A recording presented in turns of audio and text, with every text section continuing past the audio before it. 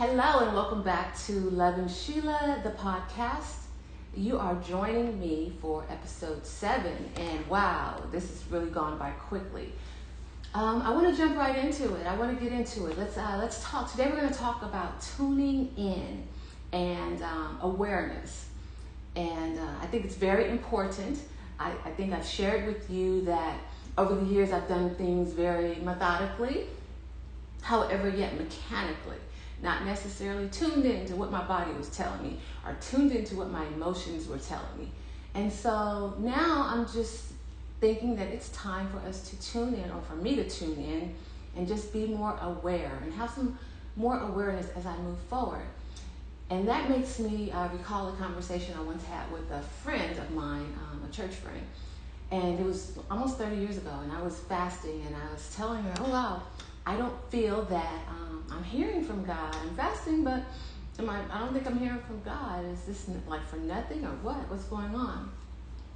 And she said to me, it depends on where your spiritual antenna is. And that resonated with me. That absolutely resonated with me. And I don't know, some of you may have grown up in the 70s and the 80s like I did. And at that time, we didn't all have cable, so we had literal antennas on our TV. And we had to adjust the antennas to make sure we got proper reception on the TV. So what worked on channel 7 may not have worked on channel 2, so you're kind of constantly adjusting your antenna. And that gave us an awareness. I mean, we were aware that we had to adjust or we wouldn't get the feed that we wanted, okay? And so likewise, as I was on my fast, I had to make sure that my spiritual antenna was up and that I could receive the things of God.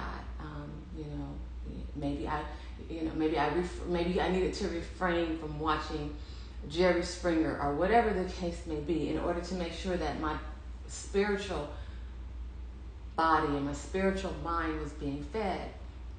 And so as I move forward and I'm thinking about tuning in, I'm tuning into for me, so I'm tuning into Sheila. I mean, I've tuned into many people over the course of my life. I've tuned into Gerald, I've tuned into Jaden, I've tuned into my mom, I've tuned into my father. However, at this point in my life, in addition to those things, I need to tune into Sheila. And so I'm trying to have some awareness. What feels good? What makes me happy?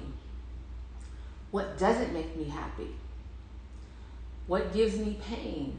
All these different things, because that's my self-awareness. And when you proceed with whatever it is, while understanding that these things do not make you happy, they might bring you pain, they hurt, they don't feel good. If you proceed with those things, it doesn't lead to an enduring happiness, an enduring peace, an enduring joy. So these are things, again, just like I talked about previously, pain and, just enduring pain and getting stronger so you can endure pain. No, that is not the purpose. All these indicators, what doesn't feel good, what hurts, what causes me emotional pain. Okay, well, how can I better manage those to where it puts me in a place where I want to be? And so that's where, I'm trying to have some awareness and trying to think of things that empower me, because that's another thing. In loving ourselves, we need to be empowered. And, through my studies and so forth, I realized we always have choices. Our choices may not necessarily make others happy. They may not, make others feel however, at the same time, we have to recognize that we do have choices. And we don't want to sacrifice, making others happy, or, as I've been told, placating at the expense of our emotional well-being. So we have to be aware, self-aware, so that we don't fall into those pitfalls. I'll be honest, I feel that I have, and I don't fault anyone for that, because I recognize that it's a matter of communication. No one knows unless you communicate, and very directly. That hurts me. That causes me pain. And I always mention Dr. Cloud because I'm very immersed in his protecting yourself from toxic people right now. I'm immersed in it. It's so funny. So I think I've gone through narcissists. They talk about narcissists. They talk about entitlement. They talk about emotional abuse. These are all modules within there. And I'm like, oh my God, and every time I get into one, I get further drawn in. And then I just finished the emotional abuse. And the next one I haven't started yet is codependent. And I was shaking my head. I was like, they're like all up in my alley. I mean, these are all things, if I'm being honest, that I would not care to disclose, but at the same time, there are areas that I have functioned within. I've dealt with narcissists. I've dealt with emotional abuse or codependence and entitlement.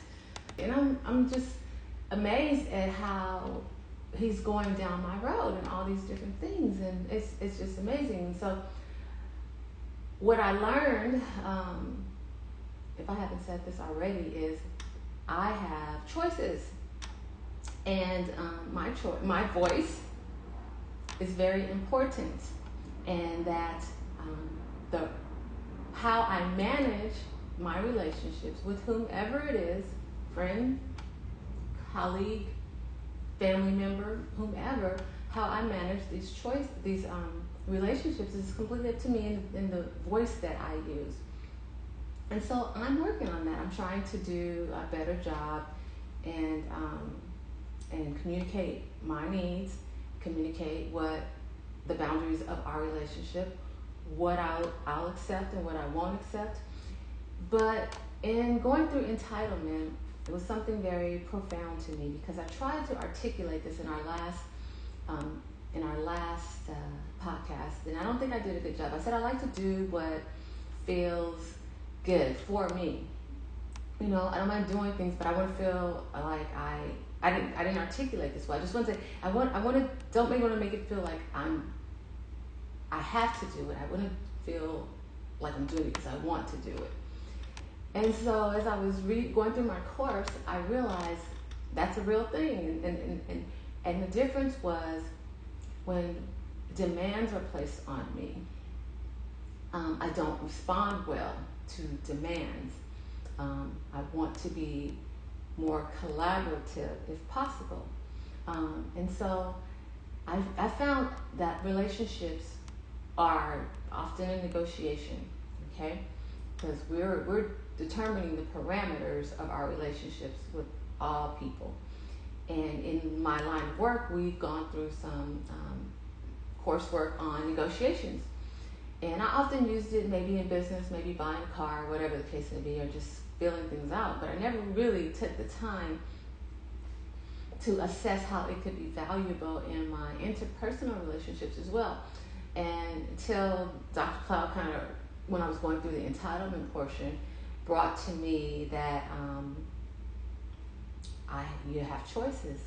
And the issue arises when folks make demands on you as opposed to just, having a need and you fulfill the need and they are grateful because they recognize that you have a choice. You can do it or you can not do it. Not only that, they recognize it, but they respect it. Okay? That's important, respect. And so that part is what I was trying to articulate in our previous podcast, is that yes, I want to feel good about the things that I do. And I do not feel good when I do things that are based upon demands and feel like they're not leaving me options. And so as a result, then you become robotic and you do exactly what someone wants you to do regardless of how you feel about it.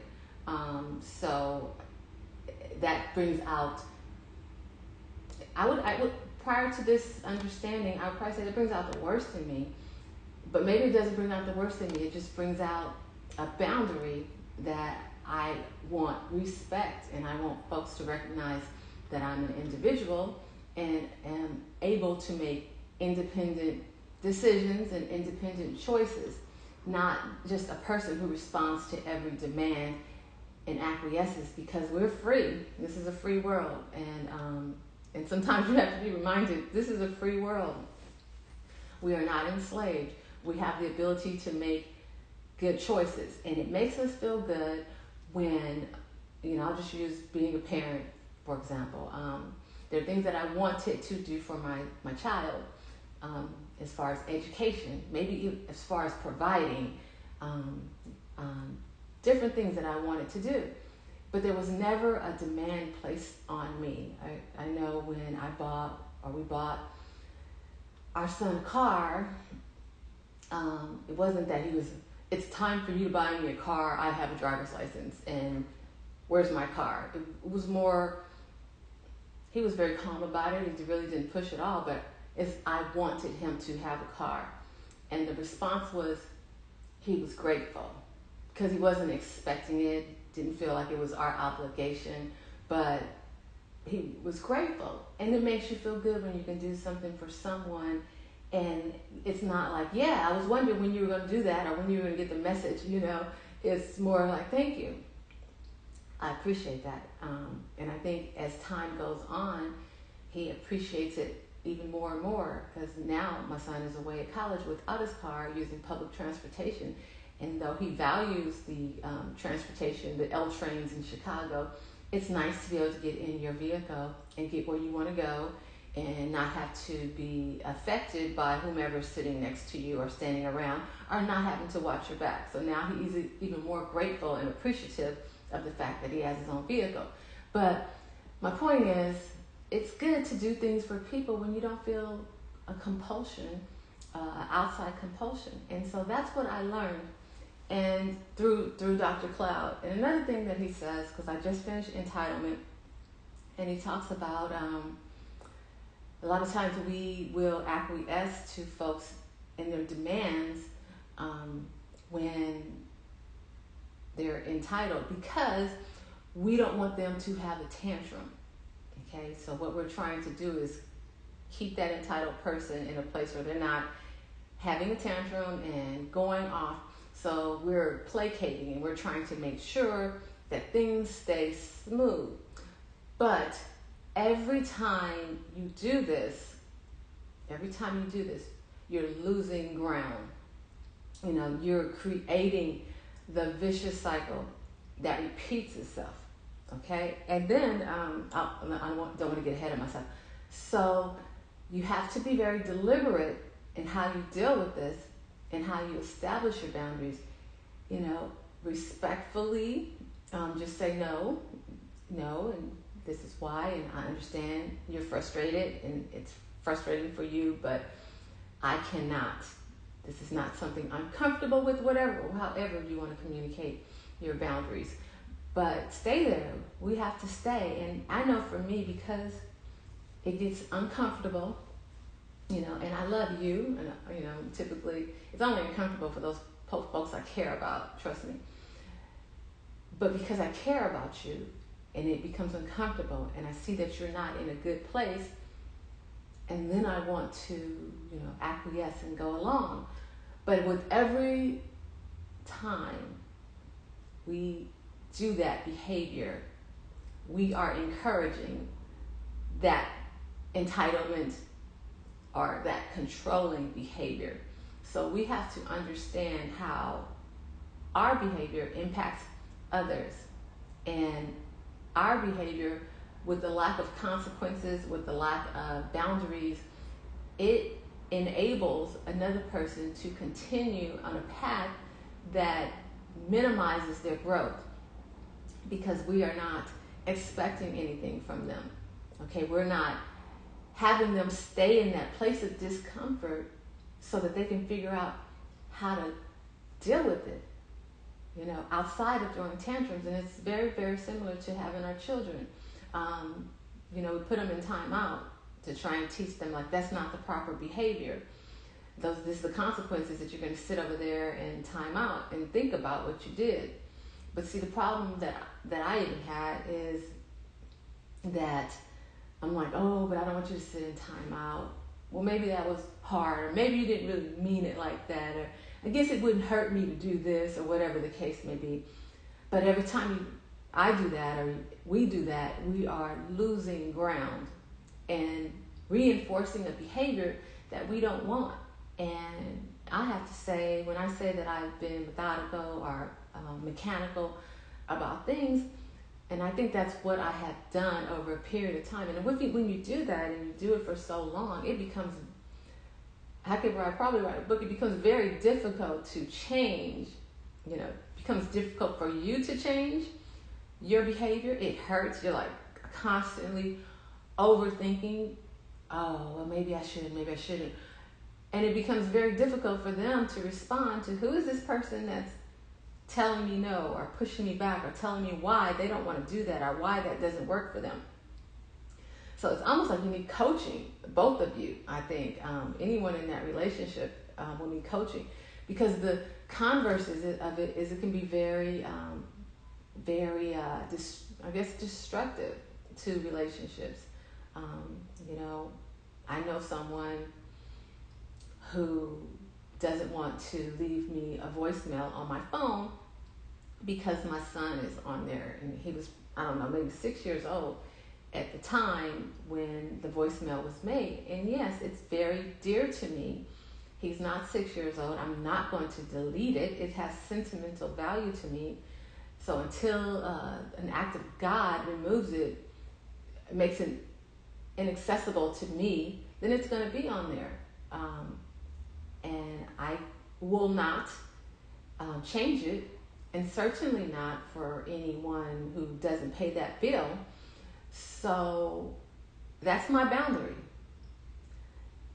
And that's my boundary. You know, that's a boundary for me. Like, no, you cannot tell me what can be on my phone, because last time I checked, I'm a grown woman and I can have whatever I want on there.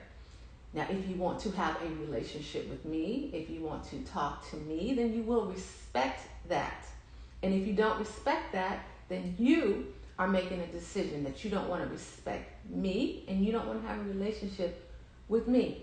And that's your decision, whether you gaslight me or not.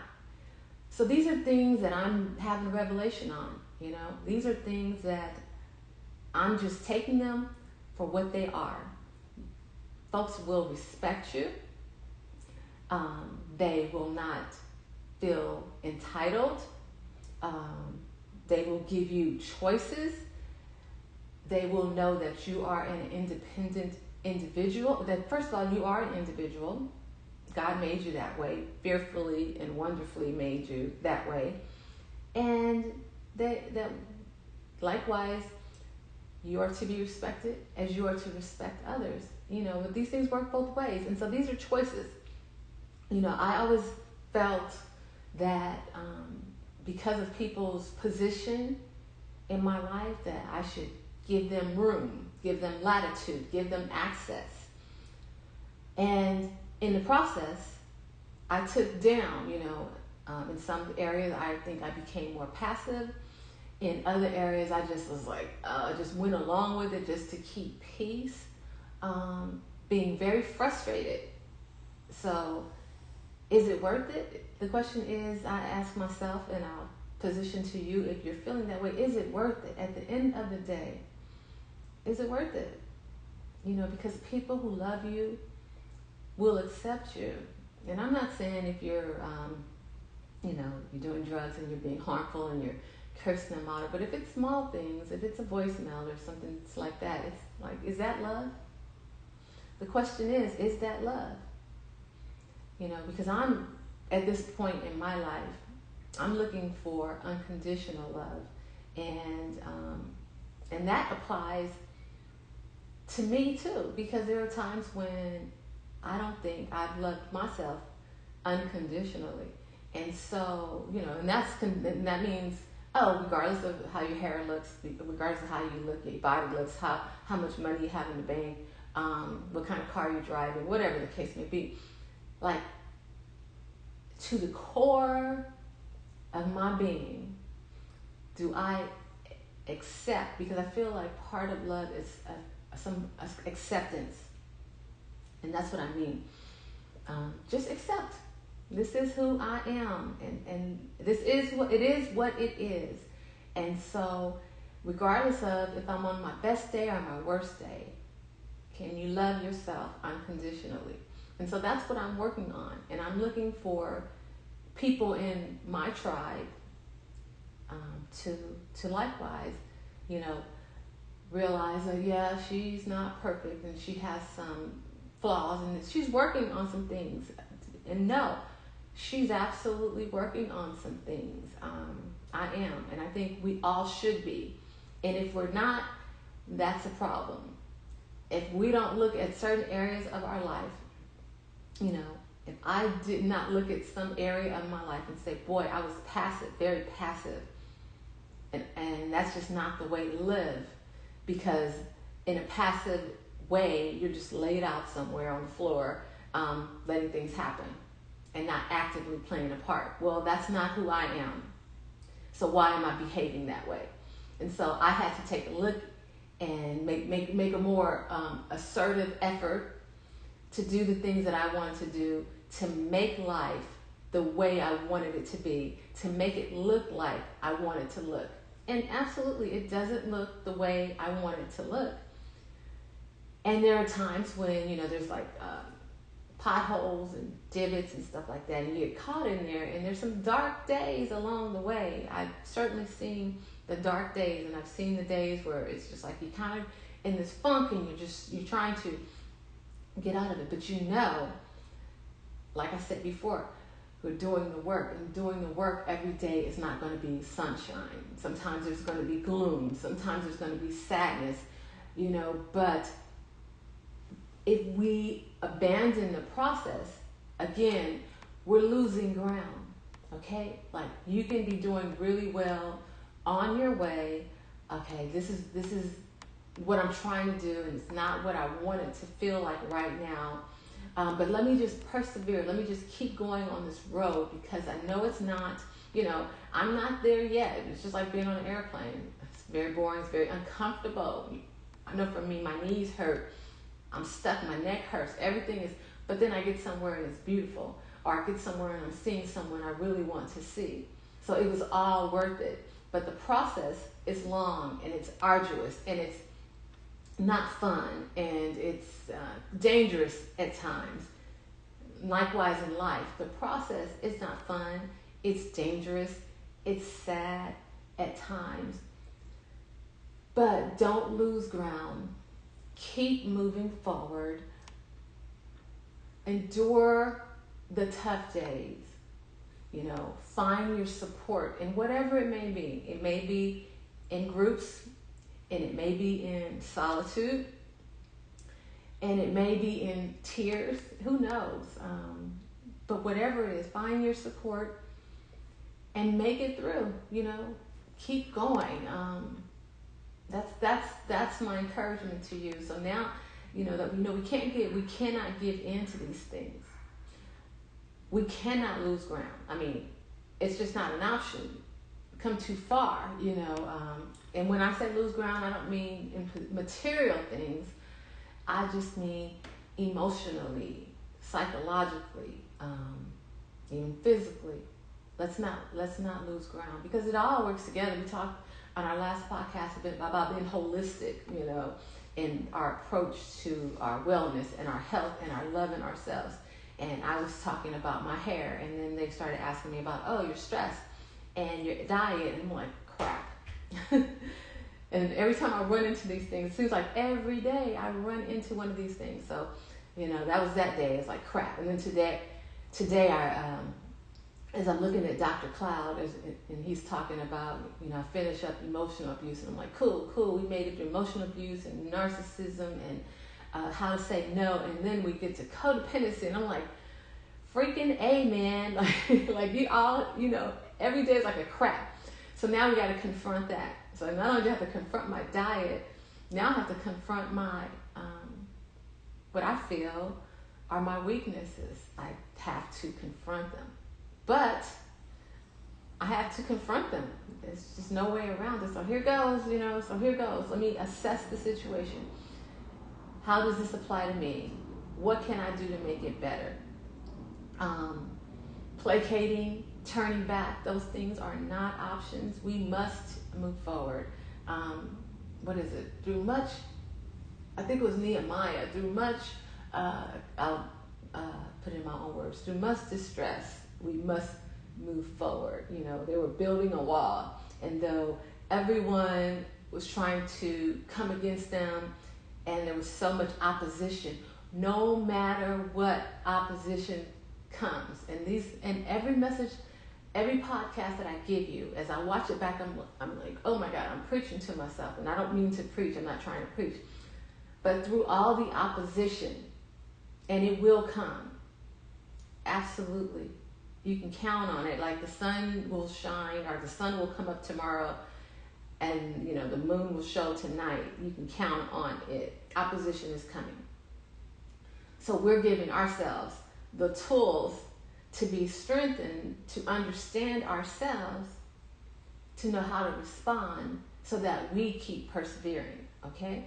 And that's what this is all about. So knowing how to deal with toxic people, which, again, who are toxic people? I don't know. I don't like the word necessarily. But anyway, I look at toxic as just something that's not good for you, So what's not good for you? People who make you sad, people who make you feel less than, people who try to control you, people who are abusive to you, people who don't see you. That's not good for you. So we just adjust, and we make sure they do see us.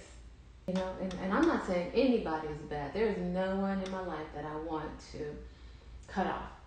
And there are no loved ones that I think are bad people.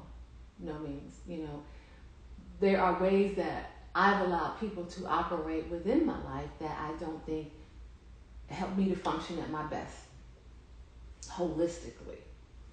And so I'm managing my thoughts and my relationships and my boundaries so that we can be better, and life can be better, and there can be more joy, and there can be less anxiety, because I think I mentioned in one of the previous messages, I noticed that previously, I'm still dealing with it. There's a lot of anxiety because not knowing what tomorrow is going to bring. And I know I should be anxious for nothing, but in everything by prayer.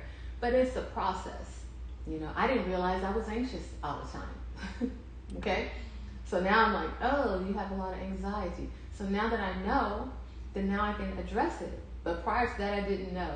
So now in this new awareness, in this tuning in, and having the spiritual antenna open, okay, now I'm like, oh, let's assess this. Let's deal with it. And so I would encourage you ladies, let's assess it. Let's deal with it. There's nothing fun about sleepwalking through life. There's nothing fun about not connecting with life and experiences.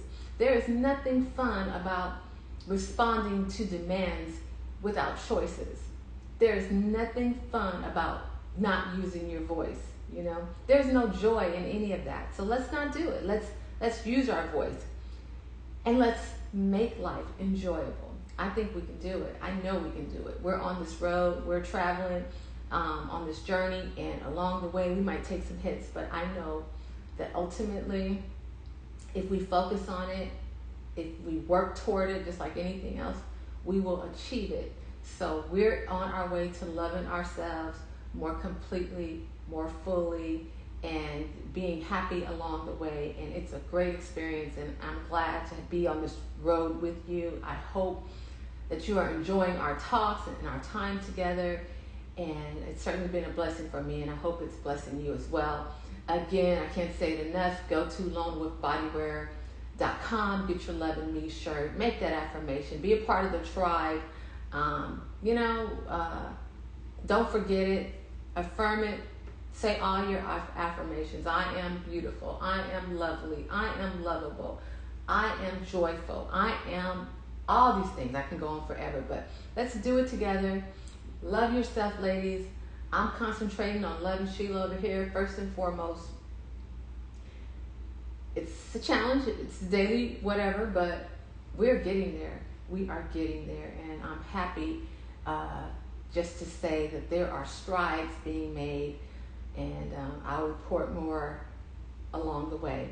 But again, go to Lone Wolf, check me out, check out some previous episodes, like, share, subscribe, comment. I want to hear from you. I love you. Thank you for tuning in. Thank you for watching and rewatching and being here. And thank you. See you next time.